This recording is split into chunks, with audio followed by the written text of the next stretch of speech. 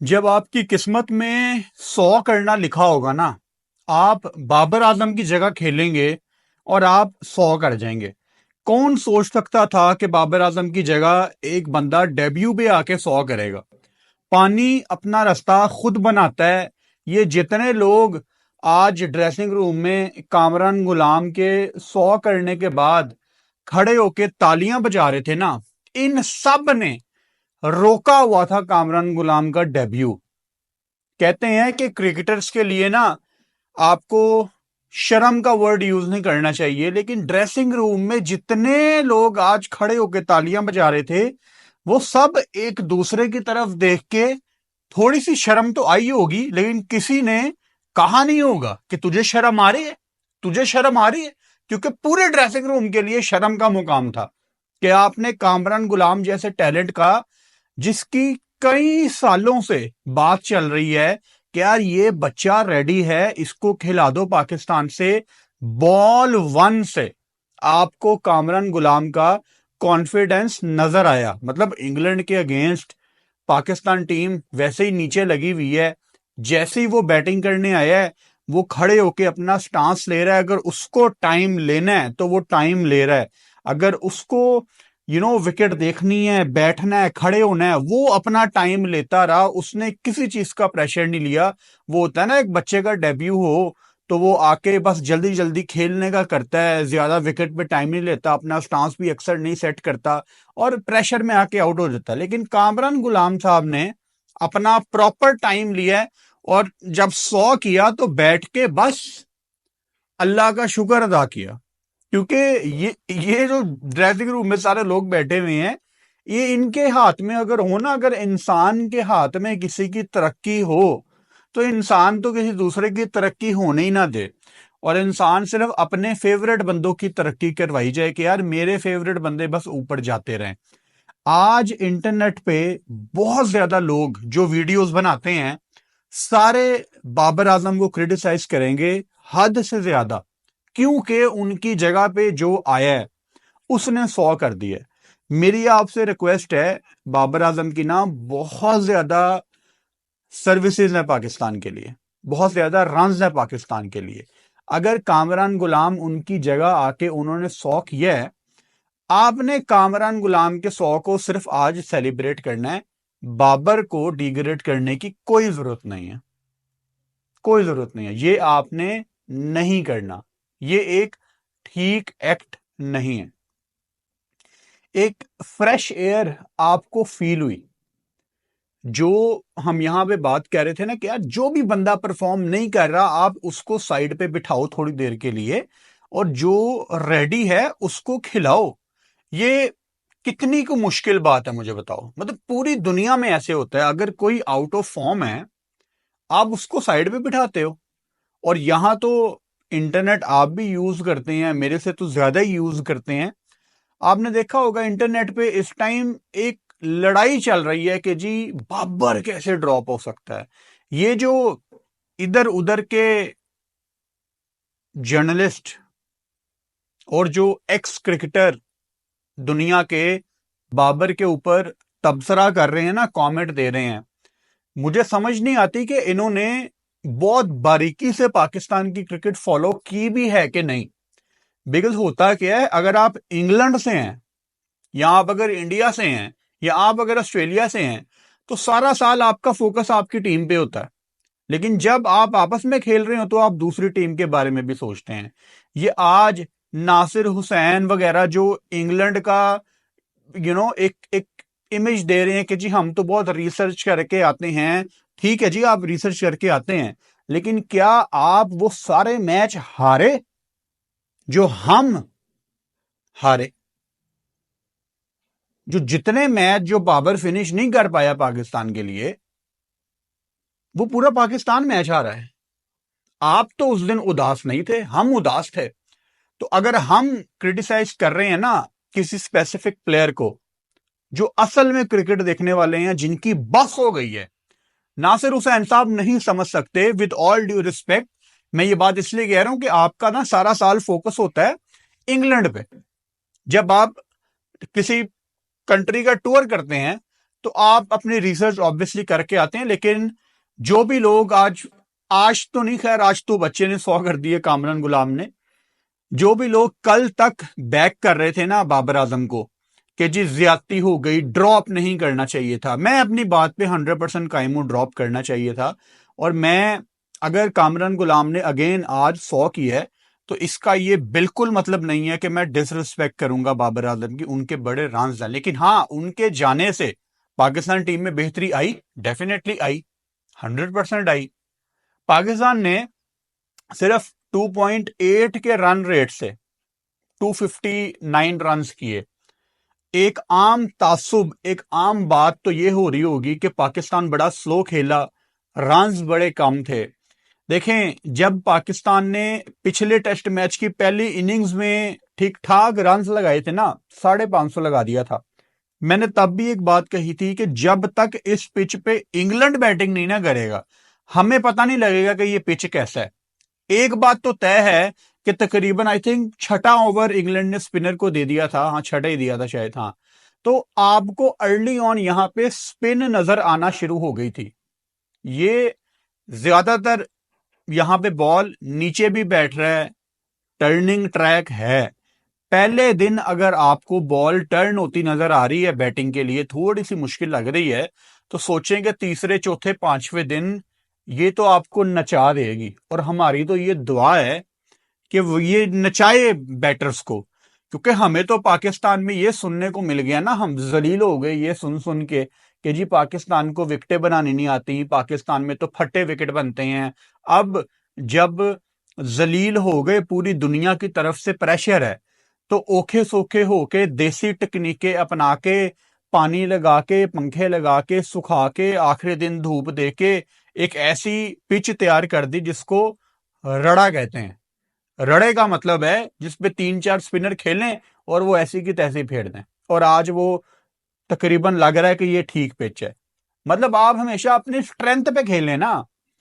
वो एक आकिब जावेद जो कि अभी पाकिस्तान की सिलेक्शन कमेटी में भी हैं, उनकी एक बड़ी फेमस स्टेटमेंट इंटरनेट पे वायरल है, मैं क्लिप नहीं लगा सकता ऑब्वियसली कॉपीराइट आ जाते हैं। उनकी एक स्टेटमेंट है, वो कहते हैं कि यार पाकिस्तान में इतना मुश्किल क्यों है पिच बनाना, आपकी स्ट्रेंथ आपको पता होनी चाहिए। आप यूएई में अपने स्पिनर्स से मारते थे ना दुनिया को, आप यहां पे बिल्कुल रड़ा विकेट बनाएं, स्पिन विकेट बनाएं और खिला दें 3 स्पिनर। दुनिया की दूसरी टीमें भी तो 2-2 स्पिनर खिलाती हैं, 3-3 स्पिनर खिलाती हैं और ऐसी की तैसी फेर देती हैं। इसमें यार देखो, आपके पास आपने 3 फुल टाइम स्पिनर खिला दिए। साजिद खान आपके पास है, नुमान अली, जाहिद महमूद आपने खिला दिया, सलमान अली आगा बॉल कर लेता है पूरी, आपका साइम अयूब बॉल कर लेता है पूरी, साउथ शकील पूरी बॉल कर लेता है। मतलब जो नया बॉल है वो आपका स्पिनर शेयर करेगा आमिर जमाल के साथ। तो it's going to be very interesting scene. बहुत सालों के बाद नया बॉल एक स्पिनर पाकिस्तान से करता नजर आएगा। हफीज मिसबा वाले दौर में हम ये चीज काफी ज्यादा देखते थे कि नया बॉल, वाइड बॉल भी आपको स्पिनर शेयर करता नजर आता था।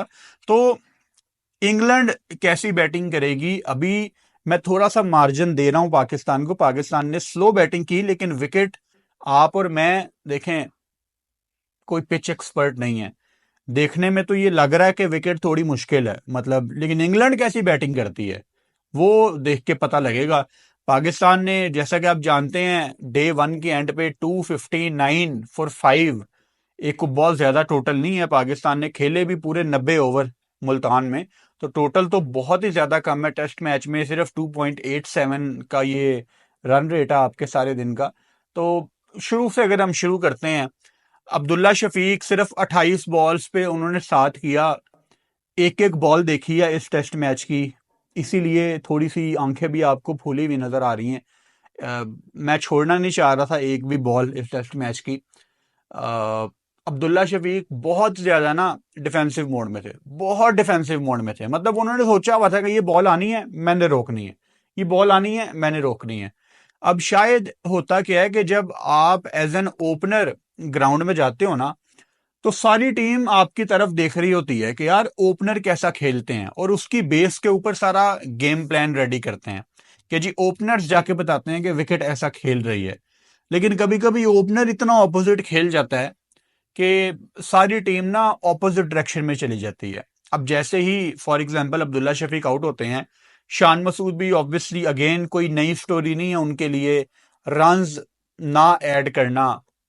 हालांकि पिछले मैच में 100 किया शान मसूद ने, लेकिन यहां पे रन्स अगेन चाहिए थे। पाकिस्तान टीम वेंटिलेटर के ऊपर है, यहां पे आप जितना जितना ऐड करेंगे उतना कम है। तो अगर आपने पिछले मैच में 100 कर दिया है तो ये कोई एक्सक्यूज नहीं है कि यार मैंने भी पिछले मैच में 100 किया है।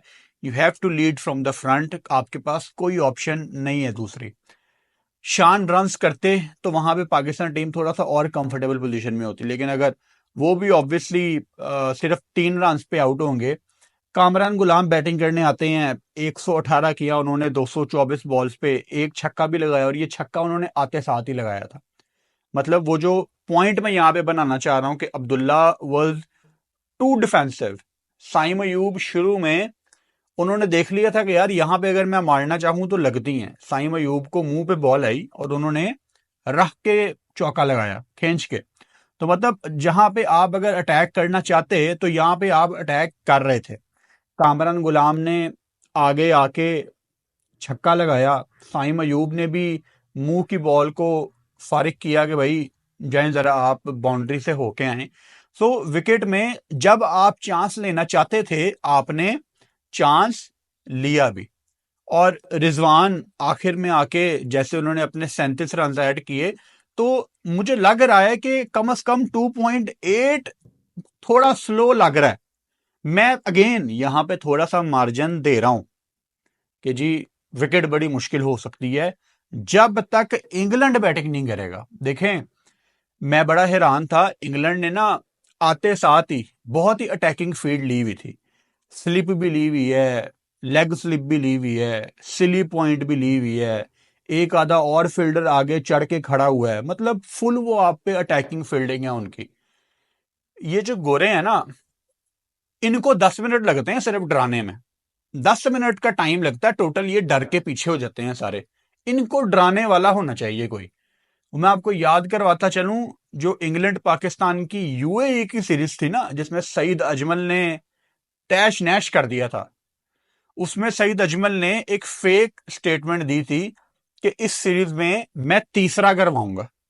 याद होगा आपको, सईद अजमल उस टाइम अपनी पीक पे थे। अच्छा, होता गया था कि उस सीरीज में सईद सीधा बॉल भी फेंकता था ना, तो नासिर हुसैन साहब, माइकल अथर्टन, ये कह रहे होते थे आई थिंक दिस इज तीसरा। बुखलाए हुए थे, कुछ समझ नहीं आ रही थी इनको कि यार लगता है यही तीसरा है। और बाद में सईद अजमल ने स्टेटमेंट दी, मेरे 2 बच्चे हैं, मैंने तो ये स्टेटमेंट दी थी कि मेरा तीसरा बच्चा आने वाला है, मजाक मजाक में। मतलब उसने गोरों को बात लगाई कि चलो भाग जाओ, कोई तीसरा नहीं है। तो इतना टाइम लगता है गोरों को बेवकूफ बनाने में, वो जिनके ऊपर आपने अभी तक 10 लाख टिकटॉक्स बना लिए थे कि किसी गोरे ने ये कह दिया। तो इतना टाइम लगता है गोरों को बेवकूफ बनाने में बस। तो मैं सोच रहा था यार यहां हो कोई दलेर बैट्समैन चैलेंज लेने वाला, जो कि आजकल बड़ी मुश्किल से मिलता है आपको दुनिया में किसी भी टीम में, स्पेशली पाकिस्तान में। वो 7-8 शॉट्स लगाए ये टारगेट करके कि ये जितने भी मेरे ऊपर चढ़ के खड़े हुए हैं ना, सिली पॉइंट वाला, ये दूसरा फील्डर मेरे पे चढ़ के खड़ा हुआ है, इनकी तरफ बल्ला करके खींच के शॉट लगाए एक। वो भी जरा डरेगा, 2-3 बॉलें डरेगा, उसके बाद उसको जान प्यारी है, वो पीछे होकर खड़ा हो जाएगा। तो आप उनको डराते कि यार चलो पीछे होकर खड़े हो, तो इनकी सारी, इनका जो अटैकिंग मोड है वो निकल जाता। ये आज जो इंग्लैंड चढ़ जाती है आप पे कि जी हम बड़ी अटैकिंग माइंडसेट हैं, 10 मिनट चाहिए बस इनको बैकफुट पे करने के लिए। अब कौन सी टीम इनको बैकफुट पे करेगी? प्रॉब्ली एशेज में आप देखेंगे, लेकिन गोरों को बैकफुट पे करना कोई मुश्किल चीज नहीं है। मैं इनकी हिस्ट्री नहीं भूलता। आप ना किसी टीम का डीएनए चेंज नहीं कर सकते। वो ठीक है जितना मर्जी ऊपर मास्क लगा लें, लेकिन जो उनका डीएनए है ना, वो ऐसा ही है। ये इंग्लैंड आज आप स्कॉटलैंड से खिला दें, आयरलैंड से खिला दें, ये उनसे भी एक आधा मैच हार देंगे, इनका डीएनए जैसा है वैसा ही रहेगा। तो आप इनको अटैक करेंगे तो ये पीछे जाते रहेंगे, लेकिन अटैक करने वाला होना चाहिए। साउथ शकील सिर्फ 4 रन आज उन्होंने ऐड किए as a vice captain again. Saud Shakeel के बारे में भी ना, साउथ शकील को ना मैं थोड़ी सी समझने की कोशिश कर रहा हूँ। परसों भी मेरी एक बंदे से बात हो रही थी, उन्होंने मुझे कहा यार साउथ शकील के बारे में आप क्या कहते हैं, दोस्त थे। मैंने कहा I am trying to understand him as the character, मुझे वो अभी तक समझ नहीं आए। मतलब साउथ के ना मसले हैं थोड़े ऑफ द फील्ड, दिखता है स्क्रीन पे भी दिखता है।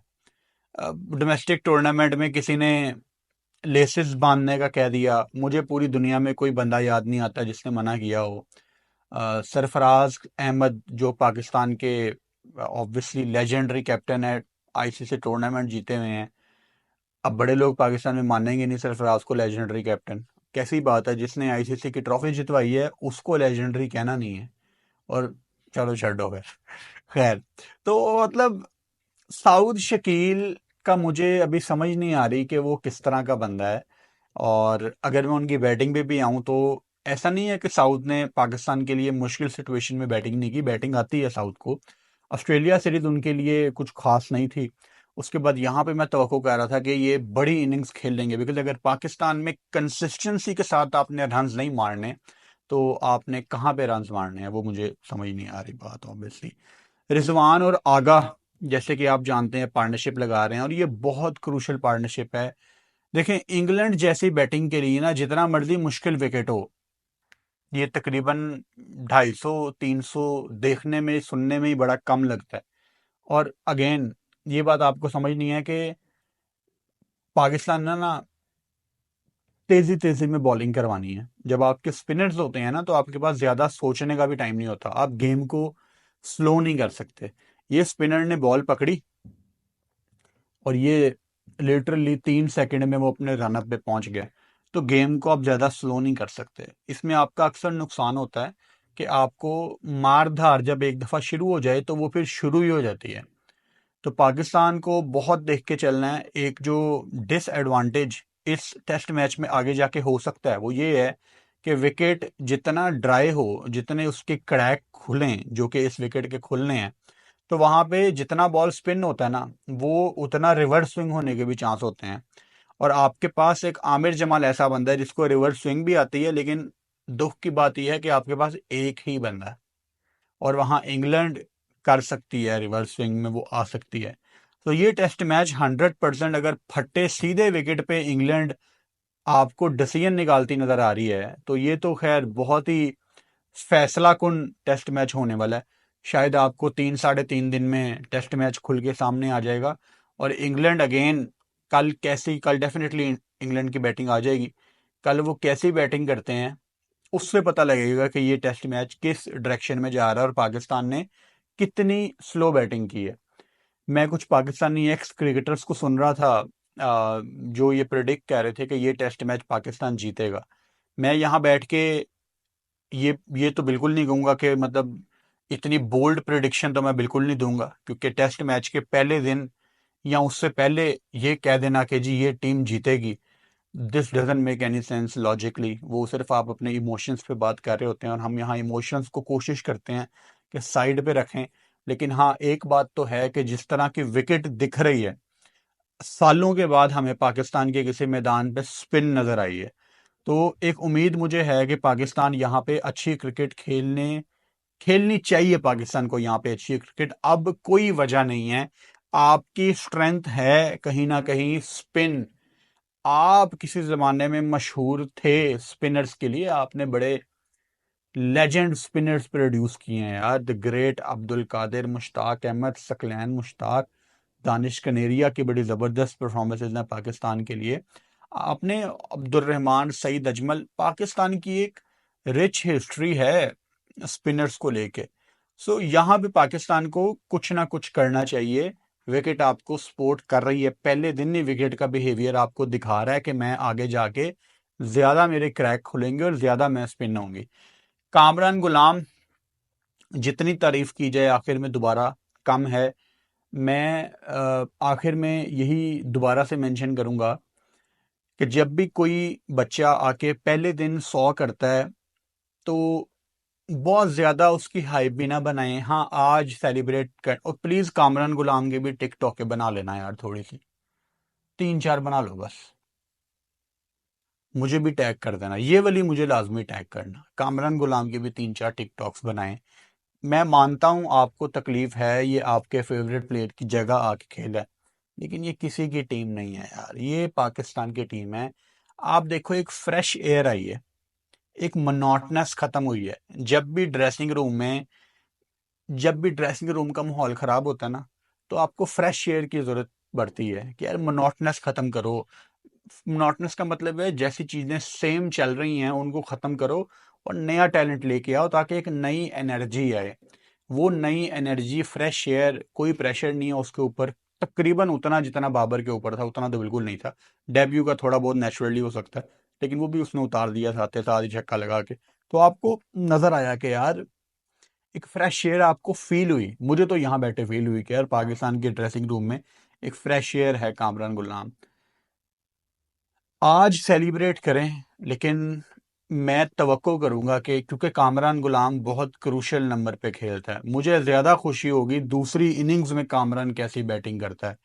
अनफॉर्चुनेटली अनफॉर्चुनेटली अनफॉर्चुनेटली बदकिस्मती से पाकिस्तानी क्रिकेट टीम इस टाइम इतने बुरे हाल में है कि मैं ये तवक्को कर रहा हूँ एक डेब्यूटेंट से कि वो सेकंड इनिंग्स में बहुत बड़ी परफॉर्मेंस देगा। थोड़ी सी ज्यादती हो जाती है किसी डेब्यू करने वाले से, आप तवक्को करें कि यार ये सेकंड इनिंग्स में टेस्ट मैच में खड़ा होकर परफॉर्म करे। लेकिन अगेन, अगर आपने दुनिया में अपना नाम बनाना है, दुनिया में अगर आपने अपने बारे में ऐसी हेडलाइंस बनानी है कि अमेजिंग टैलेंट आ गया है दुनिया में और उसने कंट्री के लिए मैच बचा लिया है, तो आपको वहां पे परफॉर्म करना पड़ता है जहां पे सारी टीम कोलैप्स कर रही हो और आप अकेले खड़े हो गए हो। और अगेन, मैं आखिर में एक और बात मेंशन करूंगा, पाकिस्तानी कमेंटेटर्स रमीज राजा हों या आमिर सुहेल हों या उरूज मुमताज हों, थोड़ी सी वर्किंग कर लेते कामरान गुलाम के ऊपर। बड़ा दुख हो रहा था देख के कि जैसे कोई बेचारा डेब्यू कर रहा है, ना उसको फैंस ने इंपॉर्टेंस दी, क्योंकि बाबर की जगह आया है ना, सीधी बात है ना। आमिर सुहेल उस टाइम कमेंट्री कर रहे थे जब ये बैटिंग करने आया है, और कोई वर्किंग नहीं है। यार कोई डेब्यूटेंट के बारे में दुनिया को बताओ, आप वर्ल्ड फीड पे हो, मतलब सिर्फ ये बता देना। मतलब आमिर सुहेल कमेंट्री में कहते हैं कि चैंपियंस ट्रॉफी में कामरान गुलाम ने भी 200 किए हैं, चैंपियंस ट्रॉफी में। यार उसके स्टांस के बारे में बताओ, बताओ कि वो कहाँ पैदा हुआ है, उसका होम टाउन कौन सा है, बताओ कि यार उसके शौक क्या हैं। मतलब जो डेब्यूटेंट के बारे में दुनिया सुनना चाहती है एज ए कमेंटेटर, आपको पूरी वर्किंग चाहिए। किसी ने कोई वर्किंग नहीं की हुई, किसी ने कोई वर्किंग नहीं की हुई थी उसके ऊपर। बड़ा बेचारा लगा मुझे कामरान गुलाम के, सारी दुनिया चाह रही थी कि ये बस आए और जाए और हम अपना एजेंडा चलाएं। कम से कम ना, कोई 2.25 लाख बंदा रेडी बैठा हुआ था अपना मोबाइल पकड़ के कि कामरान गुलाम आउट हो जाए, और हमें जो साया कॉरपोरेशन की तरफ से या इधर उधर के फैंस आर्मी की तरफ से ट्वीट्स आए हुए हैं ना लिख के, वो हम जल्दी जल्दी से कॉपी पेस्ट करें। एजेंडा चलाने वाले रेडी थे, और ये बदकिस्मती है हमारी कि हमारे इर्द गिर्द ऐसे एजेंडा चलाने वाले बैठे हुए हैं कि ये दुआएं करते हैं। मतलब पाकिस्तान क्रिकेट बोर्ड के ऑफिशियल पेज पे आप देखो, कामरान गुलाम की वीडियोस पिक्चर्स के नीचे लिखा हुआ है कि इंशाल्लाह पाकिस्तान हारेगा, इंशाल्लाह ये जीरो पे आउट होगा। तो ये वो लोग हैं जो अपने एक बंदे को प्रेस करने के लिए पाकिस्तान मैच हार जाए ये बर्दाश्त कर लेते हैं। मैं ज्यादा नेगेटिव बातें करना नहीं चाह रहा पाकिस्तान के लिए, कामरान गुलाम के लिए स्पेशली आज बहुत अच्छा दिन था। एंड आई होप के पाकिस्तान ये टेस्ट मैच बेहतर खेले, और कामरान गुलाम की बारी जब दूसरी इनिंग्स में आए तो वो इतने रन ऐड करें, ऐसी वैल्यूएबल इनिंग्स खेलें जो हम कह सकें कि यार पाकिस्तान के काम आई है।